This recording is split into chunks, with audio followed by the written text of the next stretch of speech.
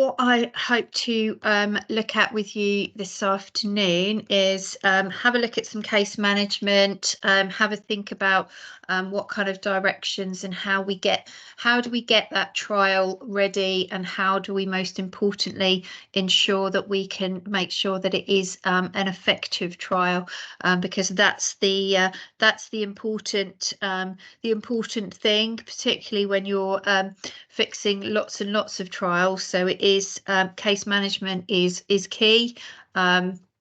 It's really important that we get that right at the beginning, and we make sure that the right directions are made, so that we can make sure it's effective. I did over lunch just send you an email with a couple of documents on. Don't worry too much about that.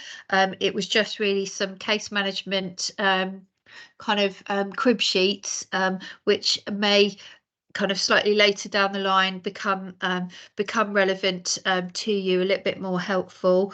But I did send you a copy of a blank PET form. Does anyone know what PET form is? Yeah, so it's you. Hopefully, you might have seen. It's the preparation for an effective trial form. So hopefully you might have seen that possibly on some of your observations. Again, we love an acronym, don't we? We love our abbreviations. So just another one to make a note of when everyone's shouting and banding the word PET form around. Yeah, that's a form that you will become very familiar with. And as the legal advisor in court, you are going to be filling out some of that form. Sorry, go ahead, Maria. Sorry, so just a quick one. Do you know, Yes. yesterday you said you were going to send us a document with all the abbreviations on? I did, and I didn't send it, did I? No, Yes, it will be on there. I think a PET form is on there, but yes. Okay. Thank you for, because I've got an email ready with with the PowerPoints on. It might well be on there, so don't worry, I haven't forgot. Okay, and the low level shoplifting JCS guidance, so that will be on there as well. I thought it might be helpful just to have a think about the PET form, and think about the just not go through it all in detail, but just have a look at pinpoint a couple of bits that are the super important parts. So hopefully that will help us a little bit. I'm just going to let me just get my PET form up, and I'll pop it on the screen actually, and then we can all look at it. We can look at it together, can't we? And work out exactly what we need to be referring to in terms of the PET form, and generally the case management that you're going to be coming across as well. So in terms of case management, essentially, have you heard of the criminal procedure rules? Is that something that you've come across so far? Yeah. Okay, fabulous. Well, in terms of the criminal procedure rules, they're really important, because actually, as they say in their title, they're looking at procedure, and it's actually a document that we can rely on in terms of assisting with the progress of a case. So I've sent you just an extract which is in relation to case management, but one of the key things in relation to case management is that the court is going to further the overriding objective and actively manage each case at every hearing. So that's something to kind of have in the back of your mind, that actually you're always going to be looking at furthering the progress of that case. And in fact, it's everybody's responsibility in the court. So it's the prosecution, the court, the defence's responsibility to actively case manage at each point. So it's not just down to the court to do something. It's not just down to the defense. Each of the parties have got a responsibility in terms of that. So it's about service of documents. It's about avoiding unnecessary hearings, but actually it's all about case management and all about getting making sure that the trial is going to be effective when you get there. So I'm going to share the PET form. Let's have a look. Hopefully it is there. Here we go. So hopefully you can see that all right. I'm just going to try and make it a little bit bigger. How does that look? Does that look okay? Is that readable? Yep, it is. Yeah, okay, fabulous. Okay, right, I'm just going to minimize that. So essentially this is our PET form. You're going to become really familiar with it. Who actually fills it out? Who does it come to you as a legal advisor blank, or Is it? The prosecution and the defence fill it in first, and then we fill in our little bit. Yeah, absolutely. So if you're doing case management, before you even start that hearing, you need to have that PET form uploaded onto Common Platform, and that's where you're going to find it in the case management kind of tab of Common Platform. So the expectation is that it has been filled out already in terms of the relevant parts by the defence and the prosecution. What happens if you've got somebody who's a litigant in person, who's not represented? Who's going to fill it out? So the legal. Should the prosecution assist and also Well, legal advisor? It's going to be it's basically the prosecution still need to do their part, but actually you as the legal advisor are going to have to be much more kind of active in that, because actually the reality is that the defendant's not going to have access to Common Platform, are they? They're not going to be able to actually fill it in. So it might be a case where there might have been a printed copy, but actually the reality is you as the legal advisor, again, you're having to you're actively assisting the progression of the case in terms of the overriding objective. So actually you need to step in. You're not representing the defendant, but you do need to get to the bottom of what are the issues, and actually being able to set the trial and set the right timeline and the timescales in relation to that. So sorry, can I just ask a question? I know you can't see me. Yes, no, let's go ahead. Okay, I hope this isn't a very silly question. No, because I'm coming from another jurisdiction and I'm not understanding what, when you say a case management, is that a case management hearing? At what point will we see the PET form to start the completion? Okay, right. So actually, do you know what? I hope that's my fault, because I've made a bit of an assumption in there and I shouldn't have done. So case management. So when we were talking about the case being at the police station, so imagine that the defendant's been charged at the police station, and what the police do is based on what say, for example, takes place in the interview, for example, and if there's any admissions made, the police kind of they make a bit of an assumption, and they say, do you know what, I think this person's going to plead guilty based on what they've said to us in the police station, or actually I think this person's going to plead not guilty because actually they've said nothing and they've completely denied the offence. So what the police do is they then bail that individual to either a GAP court, which is the guilty anticipated plea court, or they bail them to an NGAP court, which is the not guilty anticipated plea court. So actually the cases when you sit in your courts, not the majority of courthouses will actually have them split. So you'll have a guilty plea court and you'll have a not guilty plea court. And so actually you will, if you're sitting in the NGAP court, you expect that 95% of your cases are going to say not guilty, and you're going to be doing case management, fixing trials.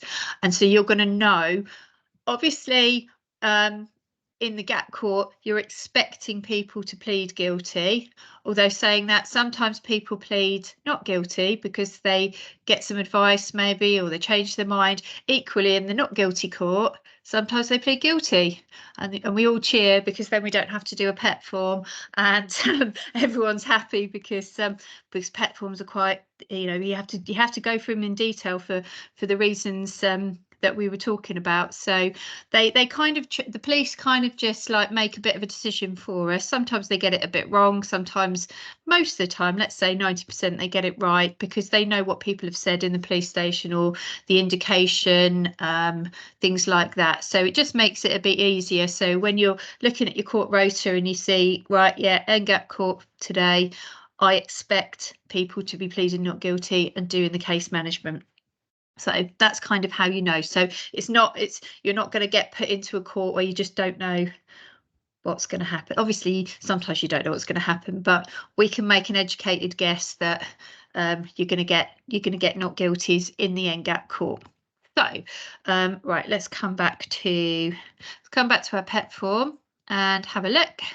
And so here we go. So yeah, if they're represented, we would expect all of this to be filled out for us. So we would expect the prosecution to put their bit in, defence here to put their contact details in.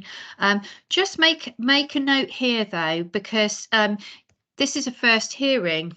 So actually, sometimes the defendants haven't got legal aid or they haven't even thought about it because they're asking for duty on the day.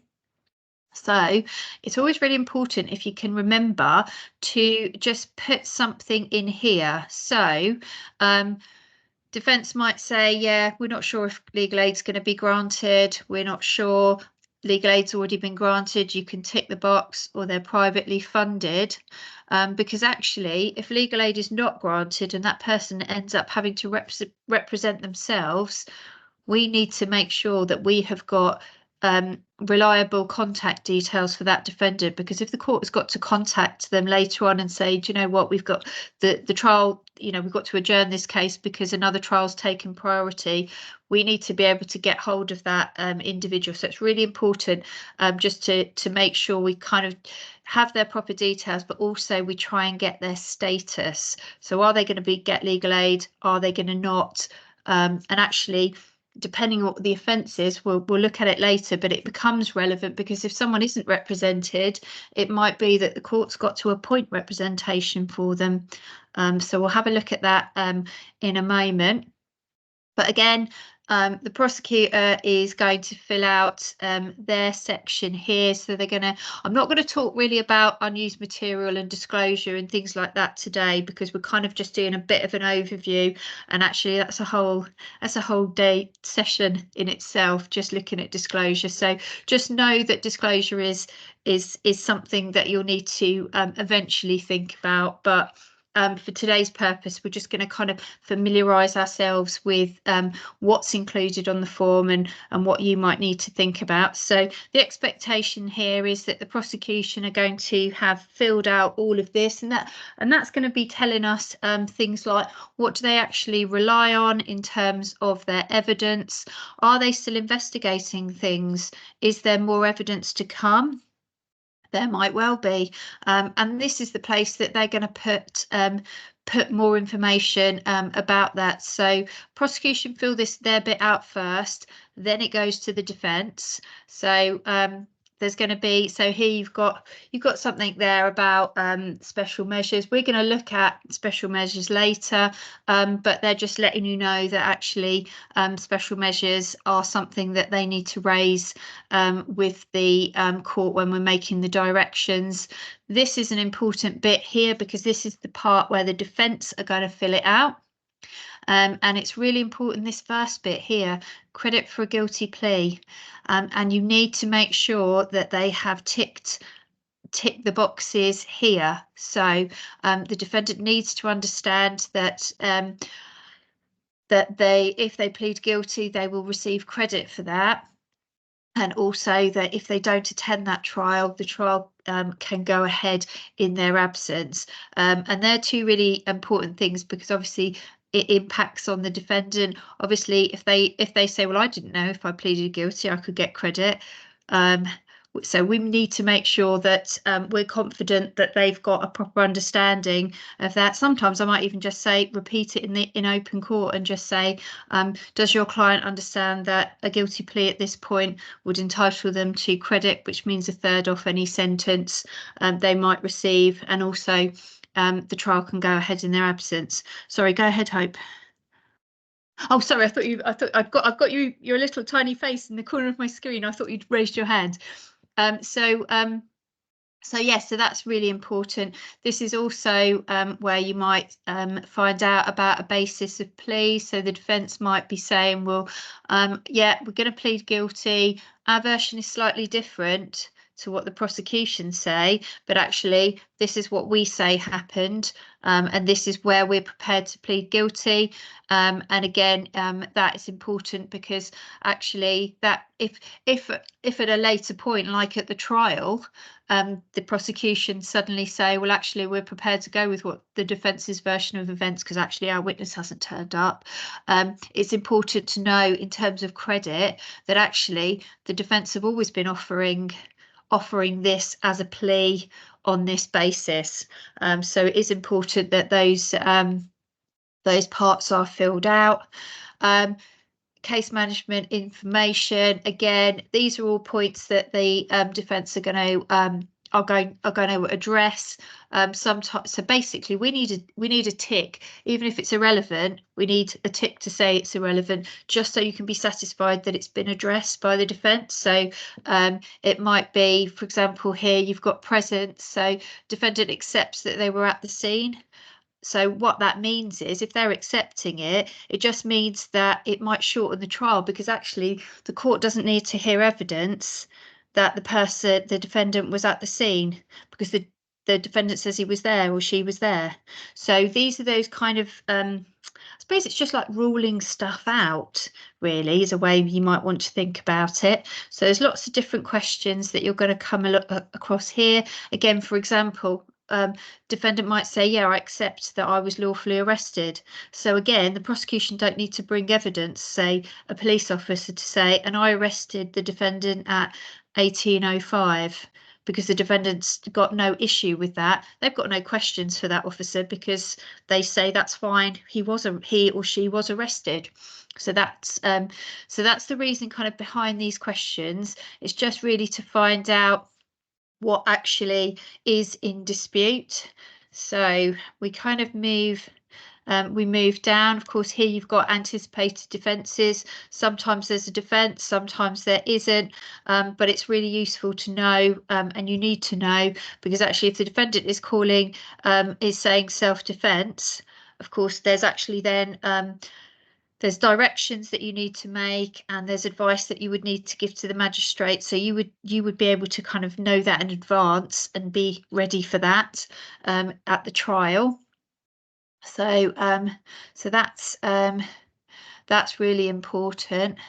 Admissions, again, it's really about kind of getting things ready, so that actually when you get to the point of trial, you don't need to spend time, for example, with admissions. There might be some written admissions from the defence and the prosecution which can be agreed, which just mean that you don't have to call a witness, because everyone accepts that is the position, they were there, or something happened, and so that's really important that you get all of that down. Now this is the very important section here, 8.3, for the defence to say what are the issues in the case, and this is where you will expect the defence to say, actually, what's their version of events, what are they saying happened, what are they basically, why are they pleading not guilty, and that's where you would expect to find it. Now, do you think it's good enough for the defence to just say denial? Do you think that's good enough? I deny the offence. No. No, it's not. It's not enough, because actually, if you just say, right, I deny the offence, well, what does that mean? What are you denying? And actually, how can the prosecution then prepare their case, because they don't know? basically what we've moved away from is that almost that whole scenario of it used to be like an ambush at court, and the defence would turn up and then they would just raise something like they would say, actually, I've got an alibi. It was the first on the day of trial. It's the first that anyone's heard of it. And so completing this, the whole case management and the PET form and all of the questions and the directions that the court makes is because what everybody's working towards having an effective trial. So if something gets raised on the day of trial that nobody's ever heard of, the prosecution don't know about it. They might not have called a witness because they don't know that it's an issue. So actually, how can they then get a witness? They've prepared their case on the basis of what the defendant is saying, and actually if the defendant just says I deny it, you prove it, the prosecution have got to bring all their witnesses. They've got to bring everybody. So it's not about that. Of course, it is always for the prosecution to prove their case, and it's not for the defence. It's not for the defence to put forward any evidence. It always is. It's beyond reasonable doubt, and it's the prosecution bring the case, and it's for them to prove it. But equally, it's not a game, and it's not about tactics. It's not. That's not what it's about anymore. It's actually about getting to the nub of the issues, basically, so that a proper trial, a proper fair trial, can be heard. So if they just put denial, that's not good enough for the court. And as a legal advisor, you'll be like, no. So actually, take me through. What are you saying? Why are you saying not guilty? What is your case? Because it's not about secrets, or I'm not telling you unless you tell me. That's not what it's about. It's about transparency. It's about progressing the case. It's the overriding objective that I talked about right at the very beginning, that it's the prosecution, the defence and the court. We're all together progressing that case. So if you just get something like denial, that's not good enough. So we don't accept that, because if you just say we deny it, then we're not going to get anywhere. So it's going to be a pretty tricky trial. So what we would expect is And that to be fully completed. Is it also like what are they denying? What specific part of the charge they're denying? Yeah, absolutely. Because and for example, what's being disputed, and that's what we want to know, because the prosecution wants to know what's being disputed, but also so do the court, because because it's the disputed issues that the court's got to decide on, hasn't it? That's what the court is dealing with, because if it's accepted, then it's like I was saying right at the beginning, there might be parts like the defendant accepts that they were present at the scene of the offence. So actually, the prosecution don't need to bring evidence. The court can accept, because the defence say my client was present at the scene. You don't need to hear any evidence. You can take that as a admitted fact. You can just take that as a fact. It's the disputed issues, and you want to narrow those issues down as much as you can, because you just want the court to decide, your bench to decide on those issues. Okay. So so it's really just about narrowing everything down. So that's what that's what you're going to be dealing with. You've got a couple of things here about kind of ground rules and intermediaries. I won't talk too much about them, because that's quite a specific direction when you've got a witness or a defendant that has got perhaps some kind of mental disability, learning, that they've got some kind of learning disability, something where you might need to have a special type of questioning, things like that. So the court needs to address that, but it doesn't happen a huge amount of time. Sorry, Vivian, go ahead. Thank you. Just to clarify, it's the magistrates that make the directions, or it's not us? Well, you ask your magistrates to make directions, but okay. There's quite a lot of standard directions that we'll make just to make sure that things are progressing. So this is a really important section here. Hopefully you can see that okay. And what this section is we're looking at the witnesses that the prosecution want to call, and also just underneath you've got the same for the defence. Now, do witnesses have to come? Do they always have to come in person, or is there any other scenario that evidence that? Yeah, live link, absolutely. Sorry, is that Cora? Is that your hand, Cora? Oh yeah, sorry, I was gonna say that the statements can be read on section 9. Yeah, thank you. Yes, they can. So you either have live witnesses, or if that witness statement is agreed, then the prosecution can read that. It might be subject to edits if there's something in there that doesn't really relate to the case that you're dealing with.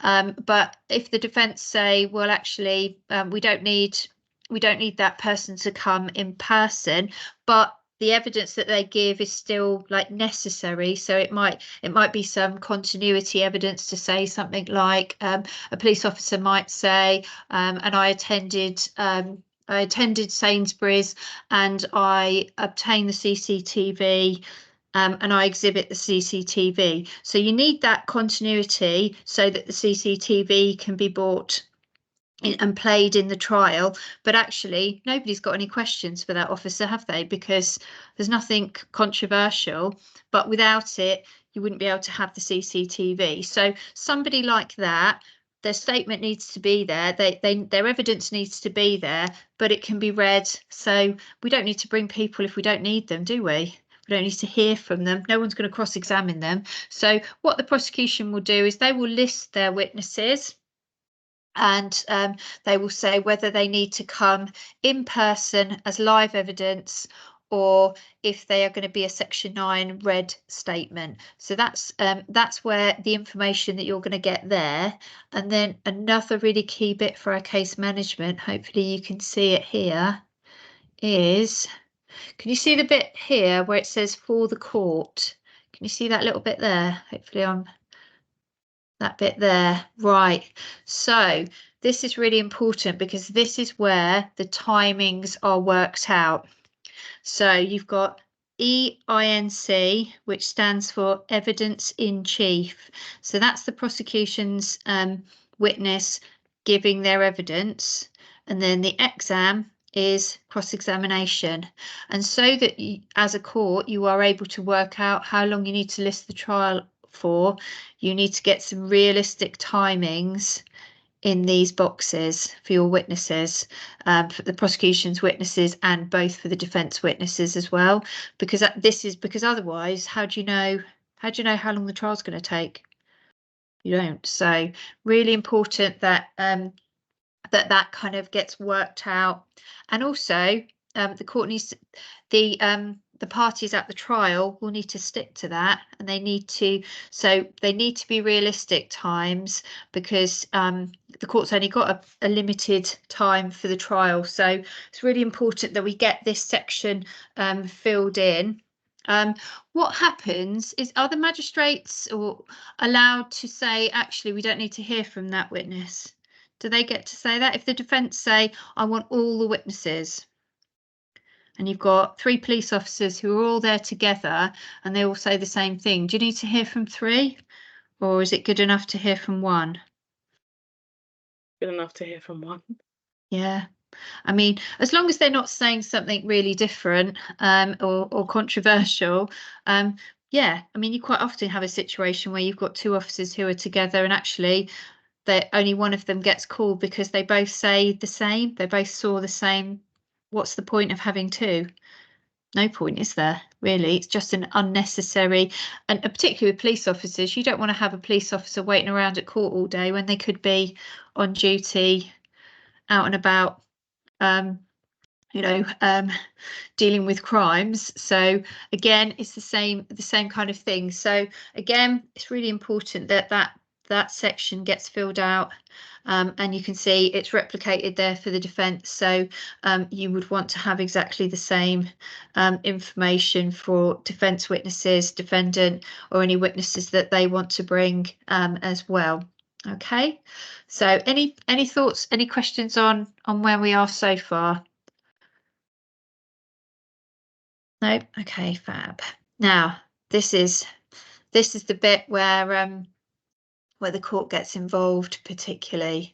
So this is the part, it's kind of like the back sheet almost, and this is where the legal advisor in conjunction with the magistrates will start to kind of look at what do we need to do to get this trial ready. So you've got the service of evidence, so the prosecution need to serve their full case if they haven't already done so, and the criminal procedure rules say they've got 28 days to do that, so that's what they get. I always it says their date. I always write in the date instead of writing 28 days.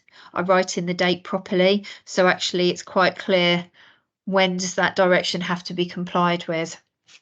So so that is, and disclosure again, if they haven't if disclosure hasn't been complied with and completed, again 28 days, so it's part of their whole case basically. Now this is also, hopefully you can see, this is also where the court needs to think about things like interpreters, because imagine if you don't have if no one books an interpreter for the trial, again the trial's not happening, is it? It can't happen. So you miss that out, and it seems quite a basic thing, but actually if you miss it out here, yeah, it could really impact on the trial. So make sure that we've got the relevant interpreters, and again you need to have interpreters for the defendant and also for the witnesses, and they need to be separate. So you're not just going to have one interpreter. It's not really appropriate. You need to have separate ones for the witnesses and for the defendant. And also, I think Hope mentioned it earlier, make sure that if you have the language, if there is a particular dialect, then please make sure you note it down there as well, because again that could impact if it's not the right dialect of the language that needs to be arranged. What do you know about special measures? Anyone? Have you come across or seen any yet? Go ahead, Vivian. Can you have special measures for, I mean, even different complainants and witnesses? They could be screenings, again, live link. So yeah. There's a range of special measures you can put in place. There are a range of special measures. So you're right, there might be screens. They might appear from another room in the courthouse. They might appear from another place. They might be at a different courthouse. They might be at the police station. They could be anywhere actually. And as long as the court has decided that a special measure in whatever form it takes is relevant, and the criteria, the kind of the test for that is, would their evidence, I suppose, would their evidence be vastly improved if they had that special measure in place? And so the court has to consider that. And the defence are entitled to make their representations if they say, well, I don't think that person needs a special measure. They're entitled to say that. But are there any categories or individuals that are entitled to special measures as of right? Domestic violent cases, whether like coercive abuse or domestic violence. Yes, Vivian, yes, you're absolutely right. So actually, if the case involves there's an actual a description of the type of cases, but it's basically anything that involves any kind of associated person. You know, we were talking before, associated person, so any kind of domestic violence, so it can be controlling or coercive behaviour, violence, domestic violence, any kind of sexual violence, sexual assault, and there's a whole list of the type of cases that actually you're automatically entitled to special measures, and that's quite a new thing. It's probably like in the last 2 years that it's actually been an automatic, because it used to not be, and the defence would go, no, that person, you know, you've got some horrible domestic violence case, and the defence would say, no, they don't need a screen, they can just come into court. And it's, I mean, when you think about it, it sounds really quite unpleasant, doesn't it? So it is an automatic now. Anyone else that's automatic? I mean, this might be a bit obvious, but what we mentioned yesterday about people with disabilities. It could be, but it's not an automatic. It's Okay. a good reason. It's a good reason why, but it's not an automatic. But actually, children. So if you're under 18, you're entitled to special measures. So again, that can be by way of it could, depending on the age, it could be by way of a screen, or most likely it would be a link into the courtroom. So again, that's an automatic. But actually, even if you say, for example, going back to the matters involving with a domestic context, it is an automatic special measure. But actually, if you don't want it, if the witnesses don't want that, they don't have to have it. So it just means they can have it if they choose it. They don't have to. Sorry, Vivian, was that your hand? A hand popped up. Yes, I just wanted to ask, with special measures for children, can it include, for example, because I'm not sure if I'm making this up or if I've actually heard this, putting them in a location that makes them feel good, so makes them feel more comfortable. So, for example, put in place a tent, allowing them to have like a little cuddly bear and things like that. Would that be under special measures? Because that would calm them down, allow them to sleep. Absolutely. I mean, most of the time, I mean, absolutely, what you really want to avoid is having small children. And what actually happens is they do what is called, the police will record their evidence, and they do, I don't know if you've ever heard of that or seen that, but it's called an ABE, so achieving better evidence. That's what that one stands for. Put that on the list, achieving better evidence. And actually they record their evidence, and then that gets played to the court. So they don't get asked questions by the prosecution so much. They just get that played, so they don't have to kind of go through it all again. Defence is still allowed to ask them questions, but the way and the type of questions has to be thought about very carefully, and sometimes those questions have to be agreed, because what you can't have is a situation where suddenly the defence start going like guns blazing and, you know, just bombarding with questions. So if you do have a child as a witness, I mean, hopefully you wouldn't. I'm just thinking about all of the time that I've been a legal advisor, and I think apart from in a youth court, where obviously quite often the witnesses might be young people, I think probably the oldest person as a witness, probably like about 14, 15. So they're not little children. Obviously, it's never going to be very nice, but they're not tiny children. So I think you just have to be mindful of that, and the prosecution and the defence have to be mindful.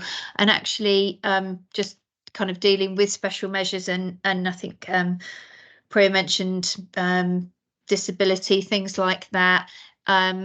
Actually, the court's got to think about reasonable adjustments as well. So actually, it might be about breaks. It might be saying that somebody can sit down. It might be, you know, things like that. So you've got to kind of take that into account. How long are they going to be questioned for taking breaks and things like that, and also kind of access to the courtroom as well. You might need to think about that. If you've got a witness who you're aware is in a wheelchair, you might want to think about which courtroom you fix your trial into, because there's no good doing that if you haven't got a lift at your court, and it really does happen as well. And people list a trial in an upstairs court. Well, how are they supposed to get up there? Impossible, isn't it? So you might have to put your case to another courthouse where they have facilities, or make sure they've got there's a disabled toilet, you know, and all of those kind of things, because they're actually very real. They're real issues, aren't they? And you've got to address them. So just have a think about that. Now, what's 12.7 all about? Prohibited cross-examination. What do you reckon that's all about? So it's when sorry, Hope was going to talk. I think. No, go ahead. So I think it's when so like when sometimes the defendant is not allowed to cross-examine another witness for whatever reason.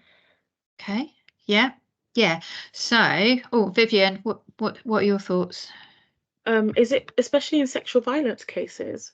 Because I think before, defendants, especially litigants in person, would be allowed to cross-examine people that were, when they were being accused of rape, for example, but then now it's not allowed.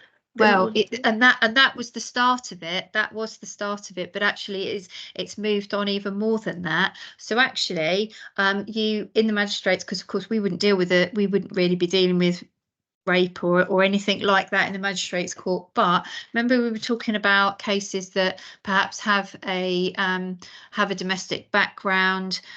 You've got a defendant who hasn't been granted legal aid.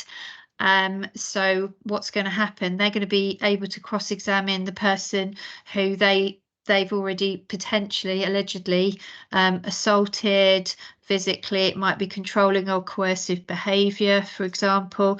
And I mean, imagine that as a scene, being allowed to cross-examine the person.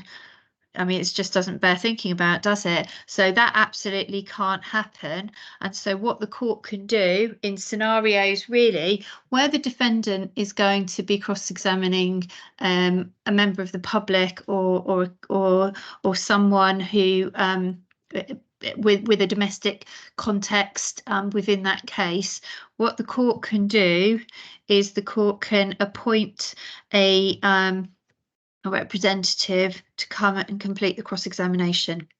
And so the court does that. The public purse pays for that. It doesn't cost the defendant anything. And even if the defendant says, I don't want it, it's not there, it's not up for discussion, because the court will not allow cross-examination by that particular by that defendant. And so the court deals with that, and the court will appoint via we have there are lists at court, so they will then just appoint a representative. They don't come and they don't necessarily do the whole of the trial. Most of the time, what they'll need to do is they'll need to come at the beginning of the case, because of course they need to hear the evidence that is put forward, and so that they're able to cross-examine. But once the cross-examination is complete, they don't have to stay any longer. Sometimes they will, and they will say, well, we'll just do the whole of the case. That is a matter for them. It's not a matter for the court what they choose to do. The court is only appointed and will only pay for cross-examination purposes. And so the court has to make that direction and make that appointment. So it's a section 36, section 38 appointment. So you have to do both. But it's really important, and actually you see that quite a lot. And really, if you don't get that done right at the point of case management, you're not going to be able to do that on the day. If somebody's forgotten to do it, that means your trial is going to be ineffective, because there's going to be nobody who's just knocking around court who's going to be able to pick up a case and come and do cross-examination, because they'll be too busy. They'll be doing whatever they're doing there. So it's really important that you get that sorted and make sure that that's in place for the trial. Any other directions? So that will be anything else that is relevant to the case.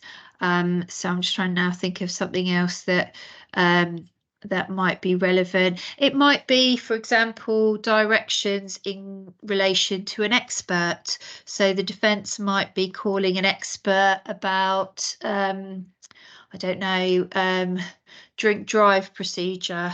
So they might be calling an expert because they say that the drink drive procedure wasn't undertaken properly. So defence would need to call, get an expert's report. So you would set a timetable for that. It's normally about 8 weeks, something like that. So it would be for the report to be served on the prosecution. The prosecution will read it and say, well, yeah, we accept it, or we don't. If they don't accept it, they might get their own expert to have a look as well. So it's those kind of other directions that you might put in place depending on the case that you've got before you. So that's all your form filled out. So once you've done all of those things, and it probably feels like it takes ages and hours and days to do, but actually once you get into the swing of it, you kind of it becomes quite straightforward, because you're going through the motions. Most of the time the forms are filled in quite well because the prosecution and defence are used to doing them as well. So we've taken a lot of time doing it, but actually it normally is much quicker. You will need to then decide what's the length of the trial, and that's why it's really important to get to make a note of how long the witnesses are going to be, because actually you're going to need to factor that into the process, the trial length. And most importantly as well, don't forget to factor in your magistrate's deliberation time, because you can go to all of the trouble of working out like this person's going to take half an hour and then they need 20 minutes in cross-examination, and then if you don't give your magistrates any time, then you're kind of skewing the trial time. So do make sure that you remember to do that, and then you must fix your trial, and your colleagues will, and your mentor will help you to where you fix trials, and on what days and things like that. But basically this whole form, then once it's been completed and you put in where, when and where your trial is, this then on Common Platform, you kind of you save it, and then it gets uploaded, and then it goes to the prosecution and the defence automatically by magic. So they then get a copy. But what's really important about this form is that on the day of trial, this is the document that the magistrates are entitled to see, and they are then entitled to refer to it. And so, for example, with the timings for the witnesses, your chair might say right at the beginning, right, I see that it's half an hour for evidence in chief and half an hour for cross-examination, and then say to the parties, and the court expects you to adhere to those timings. And if they start going over them, the bench is perfectly entitled to say, well, we were told 30 minutes, so you need to wrap it up. You need to wrap up your questioning, because you get situations where you get really verbose people who might be cross-examining and they just keep asking the same questions and things like that. So actually it's a really helpful document for the bench, because not only does it show them what the issues in dispute are, because that's what they want to know about. It's also, for example, if the defence suddenly say, like, raise something that wasn't referred to at all, then the court will say, well, this has never been mentioned before. Why is it being raised now? And so actually that's why it's a really important document. And it's the only document that the magistrates can look at when they are dealing with the trial. So they can't start looking at the case summary or anything like that, and that won't be available to them, but they can look at the PET form as a document. So yeah, it's like a piece of gold, really, because it's that important, and it's really important when you start to do trials. You'll see how important it is that actually, if it's not done properly, then it opens up all sorts of problems, and actually you'll end up with ineffective trials. And of course, an ineffective trial, not only is that no good for the witnesses who might have attended and for the defendant, but also that's wasted court time, isn't it? And probably all of you already know how difficult it is to fix cases and how difficult it is to find trial slots. So actually, if you then if a case hasn't been case managed properly and you lose a trial slot because of that, then you might be looking at another, I don't know, another 4 months to get another trial. And again, for everybody's sake, that's a real problem, isn't it? And the impact of that, not just for like the public purse and the cost of running a trial, but it's just it's no good for anyone. And you've got witnesses that might have attended, and actually they might say next time, do you know what, I'm not coming. I came this time, but actually I'm not going to come again. And then so there's lots of things behind it, but it is just really, really important. Sorry Yes. to interrupt. Can I just ask the custody time limit? Yes. Who's responsible for that bit? Well, everybody really. So the custody time limits, depending on what type of offence it is, but for the majority of the cases that we're looking at, it's 56 days, which is really quite quick, isn't it, when you think about it? So 56 days, and the trial must be heard within that. So it's the prosecution they'll be at great pains to tell you when the custody time limit is. You must record it on our file on Common Platform though, and you must then make sure if you're fixing a trial, it might be that you will have to speak to your case progression officer and say, I must have a trial within this time scale. They might have to push another trial out to make room for your trial. So if you can't find a trial date, which Priya, I know you won't be able to find a trial date if you look yourself, because there are no trial dates. So you'll have to get hold of the case progression officer and say, you need to find me a custody trial, and that custody trial then will take priority over other trials. So it might be that you'll get a triple listed trial booking, but the custody trial will take priority, and it has to. What happens is there any way of extending custody time limits, do you think, or is that it? Yeah, there is a way. Yeah, the prosecution can apply to the court for an extension of custody time limits, but again, it's a bit like the warrant of further detention. They've got to be able to show that they have been progressing the case with all due diligence and all of those type of things. So so you can do that, and the court has to then make a decision.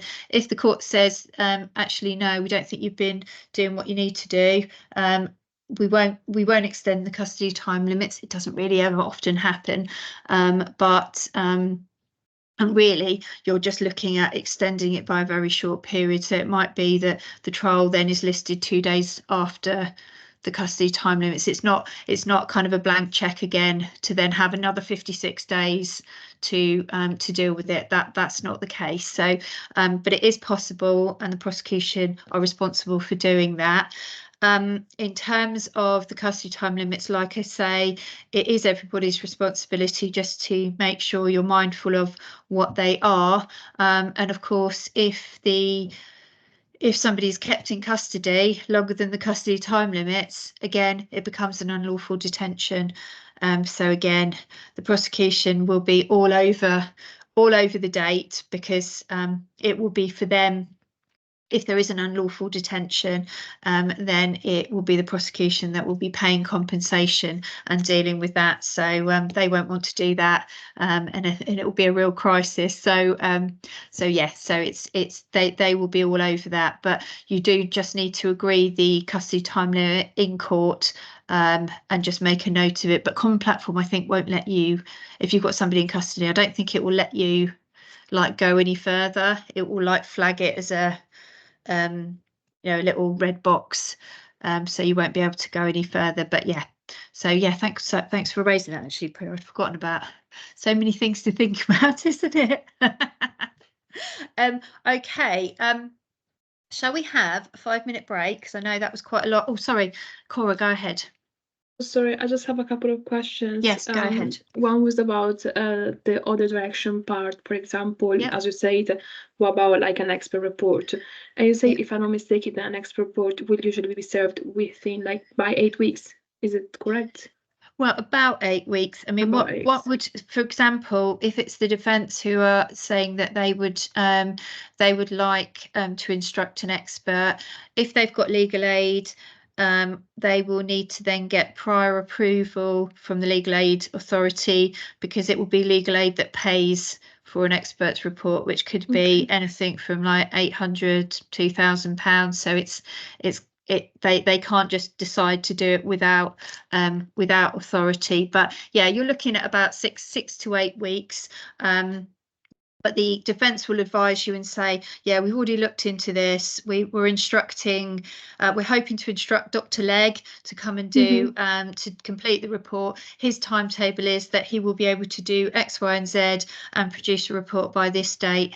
So they're normally kind of on top of it already, because they'll know which way their defence is, or the case that they want to present. So yeah. And when and when, for example, an expert report is served, the other party has to respond by how many days? Well, again, I think you'd probably be looking at really about 14 days in terms of their response, and their response would need to be either that they are instructing their own expert, and then again you would need to look into a timetable to fix that. I mean, a lot of the time you don't get lots of cases that involve things like experts, and mostly it's when you're looking at, for example, kind of the road traffic things. So for example, it might be in relation to drug driving, or in terms of excess alcohol, and it might be about the way the blood sample was taken and things like that. I mean, I dealt with a case the other day in case management, and it was all about the continuity of the blood, and it was about whether or not the blood sample that was taken, whether the statutory warning was given to the defendant before the blood was taken, and then there was a comment made by the police, possibly, about whether or not the blood that was taken was then the blood that was sent off. So was it properly labelled? So now they are going to now test the blood to see if it is the blood. So honestly, it's all sorts of different things. So for example, in that case, they'll get the expert to test the blood, and I mean, it'll either be the blood or it won't be the blood, won't it? I mean, there you are. So there probably won't be a huge amount for the prosecution to come back, because if it's not the blood and it's not the right sample, then the prosecution are on a bit of sticky wicket, aren't they, really, because it's the blood sample's not the blood sample, is it? So things like that. So it's really, and that is a case that is being run by one of the kind of the really big road traffic specialist firms. They're called Patterson Law, and you'll come across them. They're like a national firm, so they pop up. I mean, the defendant's paying a huge amount of money for this, huge, because they are, and they often will run kind of quite technical defences, quite often in relation to procedure and things like that. So I mean, I've dealt with cases where you'll have had an excess alcohol, and the defendant was driving in the train station car park at Ashford International Station, and the defence was that the car park was not a public place. So, and that was the basis of their case, that the car park, they said it's not a public place, so therefore, because part of the offence for excess alcohol is that you're driving on a public road or a public place. So they weren't disputing the fact that their client was like drunk as you like, and shouldn't have been driving well over the limit, but they just said it's not a public place, and so that you have a whole trial on, is it a public place or not? So that's the kind of technicalities, which yeah, interesting. I also wanted to ask you for like trial windows, for example. Yes. So let's say like today a trial, like a case is adjourned for trial. How far should we be looking for trial dates? I'm just asking this because every time I go to Libra asks you how many weeks do you want. So like, I mean, effectively, depending on how quickly the case can be prepared. So, for example, if you've got an expert, or you've got some further, the prosecution say, actually, we've got a little bit of further work to do on this case, there's no point listing it before the case is going to be ready. The reality is that you're probably going to be looking at least 8 weeks forward. And actually, I'd be surprised if you've got any trial dates that are quicker than that, really, because we're all just like triple booked everywhere you go. So but yeah, so I'd probably be looking. I mean, sometimes your case progression officer can say, right, if you need trial dates, start looking from this date, and they might be able to advise you on that. I mean, I know I was looking in February 25 for trial dates for a half-day trial, so that's Okay. yeah, so it's not yeah, sadly it's not you're not going to be kind of getting one in 4 weeks time, I wouldn't think, but although you might, do you know what, there might, if something gets cancelled though, every so often little things do pop up, because if a trial gets cancelled because somebody pleads guilty or just case gets dropped, things, little nuggets do pop up, but most of the time cases are triple or at least double booked. So even if a case gets cancelled, there's already something else that's waiting to fill the gap anyway. So yeah, yes. And I just have the last question now. Yes, I promise I'll let you go. Go ahead, it's interesting. In the part for interpreters, I know we have to write down the language that is needed and so on, but I also know that we have to send an email to actually book the interpreter. And I was wondering if we will ever be given a list of all the emails that we know, because I know for Common Platform is one email we have to send it to, and then for DMU is another email address, something like that. I might be wrong. I mean, it depends on your local area for that, so it might be worth speaking to your mentor or your who's your LTM? Is it your LTM? Who's your LTM? It's Rachel. Yeah. So I was going to say, speak to her and your mentor, and they should be able to just give you a list of all of those emails that you need, and if you need to send one, because I know for me in Kent, we have to send one then to urgent. I think it's probably even different for me and Priya and Maria. I think you probably do the East Kent one, I do the North Kent one, and so there'll be a Pacific one that you need to you need to send to, but get your mentor to help you with that and give you a definitive set of instructions on that one. Thank you. Thank you very much. No problem. So do you want to have a 5 minute? Oh, sorry, Hope, go ahead. Sorry. Yeah, that was all very interesting. I actually saw one matter that was partially, the defendant had partially instructed Patterson Law, was it? Yeah, it was very interesting, but he didn't, when I say partially, they didn't come to represent at the trial.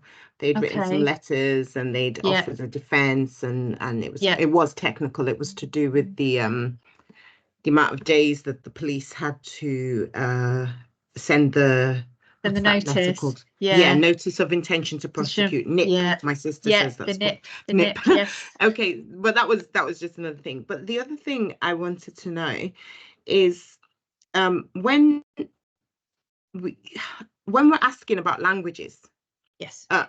Well, no, sorry, you dealt with that. The thing that was left was when we're talking about time frames and estimating the time frame for the trial, because it's an estimate at the end of the day. Yeah. There's no mention there on how long parties have to make submissions, etc. And some people can be I noticed some representatives can be very slow about this, or some are very, concise. Is there any guidelines on how long they should take? Are they restricted? If we've got, for example, a 3-hour trial and we've said cross-examination and examination in chief is 1.5, do they then sort of make sense of that, well, I've got about 20 minutes each to make our, or is it just free for all? Well, I mean, I think it's a tricky one, isn't it? I wouldn't say it's a free for all, because with their kind of summing up and their submissions at the end, what they're supposed to be doing is literally doing that. summing up. So this is the evidence that you've heard, and this is why you should be finding my client not guilty, or the prosecution saying this is why you should be convicting, and they're giving you a bit of a summary. So actually, if you've got somebody that's just going on, and then really remember your bench, your presiding justice, they can step in and say, okay, that's fine, you know, you need to wrap it up, you haven't got so and actually your presiding justice actually could say to both parties, if you've got something that's really straightforward, which we very often have, there's nothing wrong with your presiding justice saying, right, okay, both got 10 minutes each. There you go. Because actually, you've just heard all of the evidence, haven't you? But I think counsel for the defense sort of alluded to the fact that, well, I'm not limited in my time for submissions. And the legal advisor was like, come on, wrap it up. And I felt like there was a tension, and I didn't know who. You know, like, I don't want to tell people you've got to rush if there's no parameters to say that. That's, I mean, I think a bit like that in the trial. I think you've got to kind of just almost be like sensible about it, and kind of make a sensible, like, educated kind of suggestion guess, really, because if you've just had a trial, you've just heard all of the evidence, you're all in the room then, so really you're not expecting to have that rehashed again, are you? Because you've just heard it all. So really, it's just really for them to kind of be picking out their best. They want to pick out their best points, don't they? That's what they want to do, and highlight. They want to highlight, from the defence want to be highlighting the kind of discrepancies in the prosecution's case, and the prosecution want to be highlighting the discrepancies in the defence case, don't they? Really, that's kind of how you want to be. That's what they really want to be doing in their summary. And of course, the defence go last. They get to say, like, the final word, so to speak, on that. Obviously, as the legal advisor, you get the final word, because actually then you might have to step in, and you might have to then, if there's any legal advice in terms of, for example, any kind of, like, what kind of legal advice might you have to give? You might have to do something about a defendant who's got no previous convictions. So there's kind of like a good character direction that you would just raise with the magistrates. Don't worry though, Hope, because actually, don't worry, because there's a whole list of directions, and I'll do. She says, writing it down. Link to model directions. So actually, you don't have to confused think it because up. if that's at the end of the trial, I'm just going back on what you said about the only thing the magistrate can see is the PET form. So why are we talking about previous convictions? Well,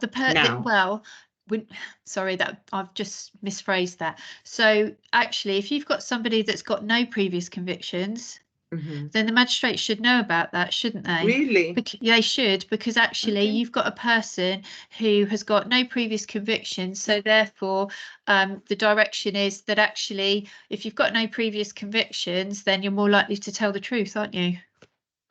Maybe. So that's something that you can say before finding the decision, not after. Oh, I thought that was just the sentencing that you would be saying. Hope, if somebody's got previous convictions, the magistrates are not hearing about that before they've made their decision, because of course that would prejudice them, wouldn't it? Then? Sorry, this is a conversation now. Isn't it obvious if you're going to say when they have none?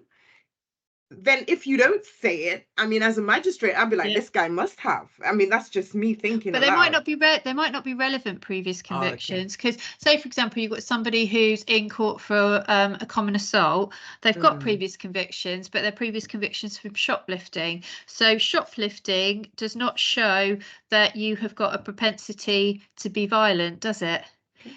It shows a propensity for you to be dishonest. So it's I know it doesn't seem right, does it? It feels a bit confusing, doesn't it?